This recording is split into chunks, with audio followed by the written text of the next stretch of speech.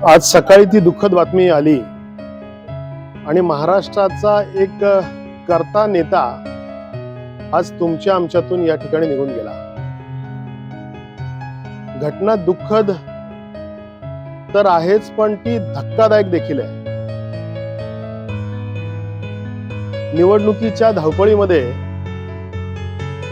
या व्यस्तपणामध्ये कार्यक्रमांची जुळवाजुळव आणि लोकांना संबोधित करण्याच्या घाईपायी कशा पद्धतीच्या घटना घडू शकतात याचं दुर्दैवी हे या ठिकाणी असलेलं उदाहरण आहे।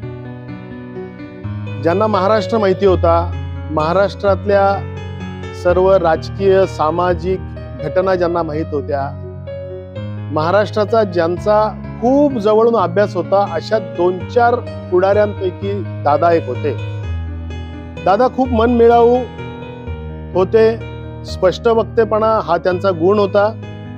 आमच्यासारखा नवोदित कार्यकर्ता ज्यावेळी विधिमंडळाचा जेव्हा सदस्य झाला, तेव्हा बोलताना होणाऱ्या चुका व्यवस्थितरित्या समजावून देणं, आणि प्रतिनिधी कोणत्याही पक्षाचा जरी असला तरी सुद्धा त्यांनी लोकशाहीची मूल्य जपली पाहिजेत आणि सदनातील परंपरा त्यांना ज्येष्ठांनी अवगत करून दिल्या पाहिजेत, अशा विचारांचे ते इथे होते।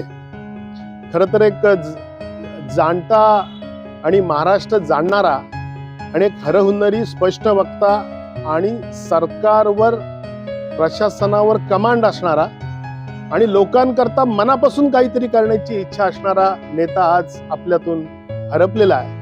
मी, माझे कुटुंबीय आणि विशेषतः माझा पक्ष यांच्या आम्ही सर्व मंडळी, पवार कुटुंबियांच्या, राष्ट्रवादीच्या कार्यकर्त्यांच्या आणि अर्थातच तमाम महाराष्ट्रातल्या जनतेच्या दुःखामध्ये या ठिकाणी आम्ही सामील आहोत।